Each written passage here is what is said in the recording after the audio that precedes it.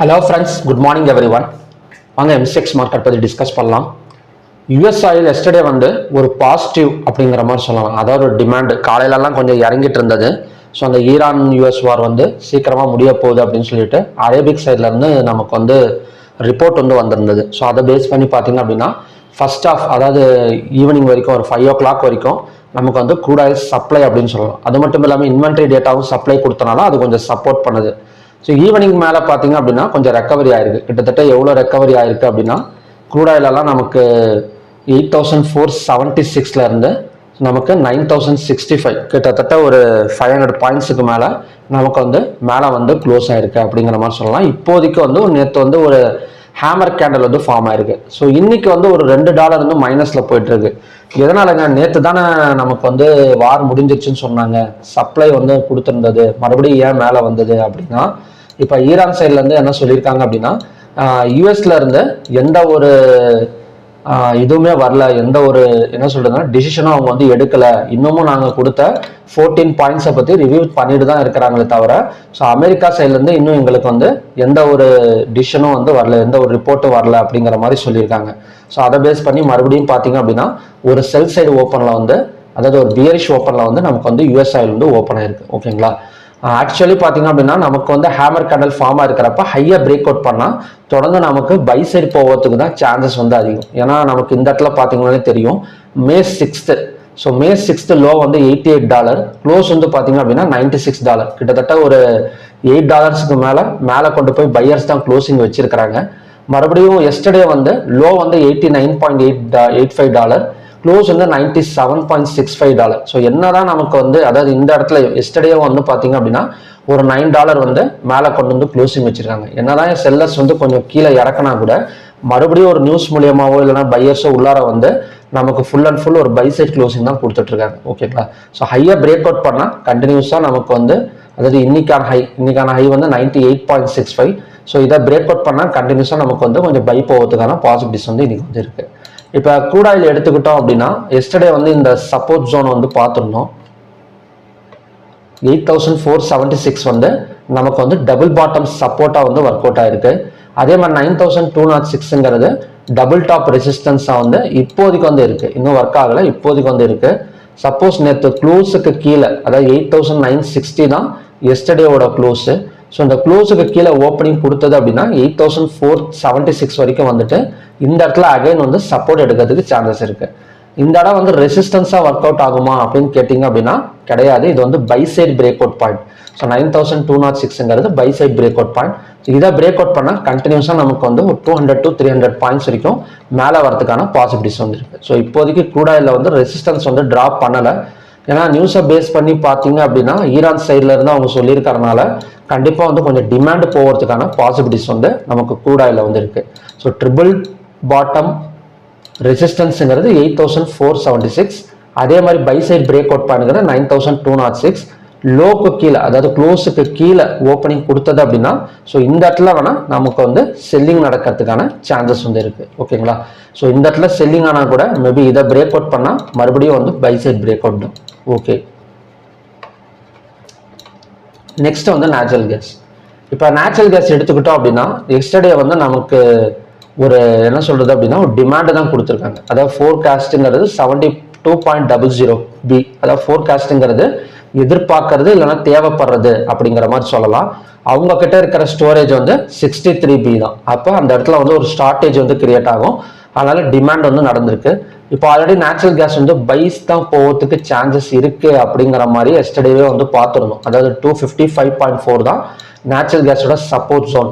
So 262.2 break out பண்ணால் கண்டினியூஸாக மேலே வரதுக்கு சான்சஸ் இருக்கு அப்படின்னு பார்த்துருந்தோம். எஸ்டர்டே வந்து 262.2 பிரேக் அவுட் பண்ணிடுச்சு. ஸோ 262.2 தான் இன்னைக்கான சப்போர்ட் ஜோன். ஸோ இந்த இடம் வந்து டச் பண்ணது அப்படின்னா அகெயின் வந்து நமக்கு 273 வரைக்கும் வரதுக்கான சான்சஸ் வந்து இருக்கு. 273.7 தான் இப்போதைக்கான ஒரு டெம்பரவரி ரெசிஸ்டன்ஸ். ஓகேங்களா? ஏன்னா இன்வென்ட்ரி டேட்டா வந்து நமக்கு வந்து டிமாண்ட் வந்து கொடுத்துருக்கு. அதனால டெம்பரவரி ரெசிஸ்டன்ஸாக தான் 273.7 வந்து எடுத்திருக்கு. ஓகே, நெக்ஸ்ட் வந்து கோல்டு பார்க்கலாம். இப்போ கோல்டெல்லாம் எடுத்துக்கிட்டோம் அப்படின்னா பை சைடு தான், ஒரு செல் சைடுன்னு சொல்லிட முடியாது. கோல்டெல்லாம் நமக்கு வந்து $28 என்னதான் ஈவினிங் கொஞ்சம் தடுமாறிட்டு இருந்தாலும் மறுபடியும் பார்த்தீங்க அப்படின்னா ஒரு பை சைடுக்கு தான் போயிட்டு இருக்கு. கோல்டெல்லாம் $29 பாசிட்டிவ்ல இருக்கு. சில்வர் எல்லாம் பார்த்தீங்க அப்படின்னா $1.37 வந்து பாசிட்டிவ்ல இருக்கு. இப்போ கோல்டெல்லாம் எப்படி இருக்கு அப்படின்னா ஓவர் நைட் மார்க்கெட்ல ப்ராஃபிட் கொடுக்குமா அப்படின்னு கேட்டீங்க அப்படின்னா அந்த மாதிரி தான் போயிட்டு இருக்கு. ஏன்னா எம்சிஎக்ஸ்ல நைட் டைம் நம்ம வாங்கிட்டு தூங்கிட்டோம்னு வச்சுக்கோங்க, காலையில எழுந்திரிச்சு பார்த்தா ப்ராஃபிட். அந்த மாதிரி தான் இப்போதைக்கு வந்து சில்வர் இருக்கு, சில்வர் அண்ட் கோல்டு ரெண்டுமே. ஏன்னா இந்த இடத்துல பார்த்தீங்கன்னு வச்சுக்கோங்களேன், ஒரு எக்ஸாம்பிளுக்கு சொல்றேன். ஸோ நீங்க இன்வெஸ்ட்மெண்ட் பண்றதா இருந்தாலும் ட்ரேட் பண்றதா இருந்தாலும் உங்க ஃபினான்ஷியல் அட்வைசரை கன்சல்டன்ட் பண்ணிட்டு நீங்க ட்ரேடிங்கும் இன்வெஸ்ட் பண்ணாலும் பண்ணிக்கலாம். இந்த ஜோன் பார்த்தீங்கன்னா தெரியும் 243ல ஸோ க்ளோஸ் ஆயிருக்கு. ஸோ அடுத்த நாள் பார்த்தீங்க அப்படின்னா ஒரு 7000 பாயிண்ட் வந்து அப் சைடு. ஸோ இந்த இடம் பார்த்தீங்கன்னா தெரியும் 251. ஸோ இது வந்து பெரிய கேப் அப் நடக்கல, பட் அங்கேருந்து பார்த்தீங்க அப்படின்னா ஒரு 7000 பாயிண்ட்ஸ் பக்கம் மேலே வந்துட்டு இருக்கு. ஸோ அந்த மாதிரி தான் நடக்குது. இன்னைக்கு அதே தான். ஸோ எஸ்டர்டே வந்து நமக்கு 2,59,540 2,59,738 வந்து க்ளோஸ் ஆயிருக்கு. ஆல்ரெடி நமக்கு சில்வர் வந்து $1.45 வந்து பாசிட்டிவ்ல போயிட்டு இருக்கனால கண்டிப்பாக ஒரு 5000 இல்லை 6000 பாயிண்ட் வந்து ஒரு பை சைடு வந்து எக்ஸ்பெக்ட் பண்ணலாம். ஓகேங்களா? ஸோ பைக்கு தான் ஃபுல் அண்ட் ஃபுல் இப்போதைக்கு வந்து சப்போர்ட் பண்ணிட்டு இருக்கு கோல்டு அண்ட் சில்வரை பொறுத்த வரைக்கும். இப்போ கோல்டோட சப்போர்ட் ஜோன் எடுத்துக்கிட்டோம் அப்படின்னா 1,51,641 க்ளோஸுக்கு மேலே ஓப்பனிங் கொடுத்தாலோ இல்லைன்னா ஹையாக பிரேக் அவுட் பண்ணாலும் கண்டினியூஸாக 1,55,036 வரைக்கும் வரதுக்கான பாசிபிலிட்டிஸ் வந்து நமக்கு கோல்டில் இருக்கு.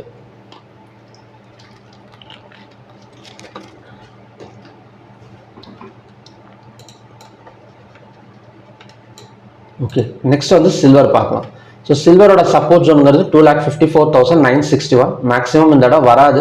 ஆல்ரெடி பார்த்தீங்கன்னா $1.5 வந்து நமக்கு பாசிட்டிவ்ல போயிட்டு இருக்கனால எப்படியும் நமக்கு வந்து ஒரு கேப் அப் ஓப்பனிங் தான். ஸோ ஹையாக பிரேக் அவுட் பண்ணால் 2,70,000 வரைக்கும் வரதுக்கான சான்சஸ் வந்து இருக்கு. ஆல்ரெடி 1 டே டைம் ஃப்ரேம்லையும் நமக்கு வந்து சில்வர் பிரேக் அவுட் தான். ஓகேங்களா? பை சைட் பிரேக் அவுட் தான். நெக்ஸ்ட் வந்து காப்பர் பார்க்கலாம். இப்போ காப்பர் எக்ஸாக்டாக நம்ம நேற்று ட்ரா பண்ணி வச்சிருந்த ஒரு சப்போர்ட்ல தான் நின்றுட்டு இருக்கு. ஸோ இங்கேருந்து மேலே வந்தது அப்படின்னா ஒரு 5 to 10 பாயிண்ட்ஸ் பக்கம் ஒரு பை சைடு வந்து எக்ஸ்பெக்ட் பண்ணலாம் காப்பரை பொறுத்த வரைக்கும். ஸோ ஓகே ஃப்ரெண்ட்ஸ், இதான் பார்த்தீங்கன்னா இன்னைக்கான MCX conditions. Crude oil 9,206 break out பண்ணால் ஒரு நல்ல பை சைட் கன்ஃபர்மேஷன், ஒரு பை சைட் கன்ஃபர்மேஷன் கிடைச்சிரும். அங்கேருந்து மறுபடியும் மேலே வரதுக்கான சான்சஸ் வந்து நிறையவே இருக்கு. ஓகே, நெக்ஸ்ட் வந்து கிஃப்டி நிஃப்டி பார்க்கலாம். இப்போ கிஃப்டி நிஃப்டி வந்து பாசிட்டிவ் ஓப்பன் அப்படிங்கிற மாதிரி சொல்லலாம். பெரிய பாசிட்டிவ் ஓப்பனுங்களாங்க அப்படின்னு கேட்டிங்கன்னா கிடையாது. வெறும் ஒரு 16 பாயிண்ட் தான் பாசிட்டிவ் ஓப்பனிங்.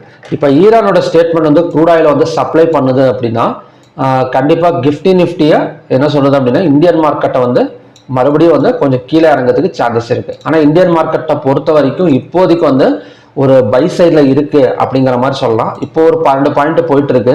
இன்னொரு 2 ஹவர்ஸ்ல எப்படி ஒரு 60-70 பாயிண்ட் எல்லாம் வந்ததுன்னு வச்சுக்கோங்களேன். நிஃப்டி வந்து ஒரு ஃபிளாட் மார்க்கெட் ஓப்பனிங் நடந்து ஸோ அங்கேருந்து மறுபடியும் பை போகிறதுக்கு சான்சஸ் இருக்கு. எப்படி கேப் டவுன் போட்டால் கூட ஒரு ஒன் சைடு செல்லிங் எல்லாம் எதிர்பார்த்துட முடியாது. ஏன்னா அந்த அளவுக்கு ஓப்பன் இன்ட்ரெஸ்ட் டேட்டாவும் கிடையாது, பெரிய நியூஸும் கிடையாது. ஓகேங்களா? இப்போ ஈரான் வந்து அமெரிக்கா வந்து இன்னும் எனக்கு வந்து பதில் சொல்லலை அப்படிங்கிறதெல்லாம் பார்த்தீங்க அப்படின்னா பெரிய ஒரு அதிசயமான நியூஸ் எல்லாம் கிடையாது. இது கிட்டத்தட்ட பார்த்தீங்கன்னா கிட்டத்தட்ட ஒரு 10 தடவை 12 தடவை நடந்துட்டு தான் இருக்கு. அமெரிக்கா வந்து ஈரான் வந்து பதில் சொல்லலை அப்படிங்கிறது, ஈரான் வந்து அமெரிக்கா வந்து பதில் சொல்லலை அப்படிங்கிறது. ஸோ இதெல்லாம் பார்த்தீங்கன்னா நடந்துட்டு தான் இருக்கு. இது ஒரு பெரிய நெகட்டிவ் நியூஸாக வந்து நம்ம எடுத்துக்க முடியாது. இப்போதைக்கு குவார்ட்டர்லி ரிசல்ட்ஸ் போயிட்டு இருக்கனால ஒரு கேப் டவுனே விழுந்தாலும் நமக்கு அங்கேருந்து ரெக்கவரி தான் நடக்கும். ஃபிளாட் மார்க்கெட் விழுந்தாலும் ரெக்கவரி தான் கொஞ்சம் வந்து பாசிபிலிட்டிஸ் இருக்கு. என்ன ஒன்று ஒரு சின்ன என்ன அப்படி பார்த்தீங்க அப்படின்னா நமக்கு வந்து வேர்ல்டு ஸ்டாக் எக்ஸ்சேஞ்ச் வந்து ஒரு 8 பாயிண்ட் மைனஸ்ல போயிட்டு இருக்கு. இது மட்டும்தான் கொஞ்சம் வந்து இடிக்குது. ஏன்னா நல்ல market condition, Indian market condition வந்து பாசிட்டிவ்ல இருக்கு. ஸோ 8 பாயிண்ட்ஸுங்கிறப்ப ஸ்டார்டிங்ல, அதாவது ஸ்டார்டிங் ஒரு 15 மினிட்ஸோ ஒரு ½ அன் ஹவரோ மட்டும் கொஞ்சம் செல்லிங் ப்ரெஷர் வந்து எதிர்பார்க்கலாம் நிஃப்டியில். சொல்றது புரியுதுங்களா? நிஃப்டி வந்து பை தான் இப்போதைக்கு நின்றுட்டு இருக்கிறது. கேண்டில் வைஸாகவும் சரி, ஸ்ட்ராட்டஜி வைஸாகவும் சரி நமக்கு வந்து பை சைடு தான். இருந்தாலுமே வேர்ல்டு ஸ்டாக் எக்ஸ்சேஞ்ச் ஒரு 8 பாயிண்ட் ஒரு நெகட்டிவ்ல இருக்கிறனால கண்டிப்பாக ஒரு ஃபர்ஸ்ட் 15 மினிட்ஸோ ½ அன் ஹவரோ வந்து செல்லிங் ப்ரெஷர்ல தான் இருக்கும். செல்லிங் ப்ரெஷர்ல இருந்துட்டு தான் நமக்கு வந்து அதுக்கப்புறம் வந்து ரெக்கவரி ஆகும். ஓகேங்களா? ஸோ அது அந்த இடத்துல மட்டும் கொஞ்சம் கேர்ஃபுல்லாக வந்து நம்ம இருக்கணும்.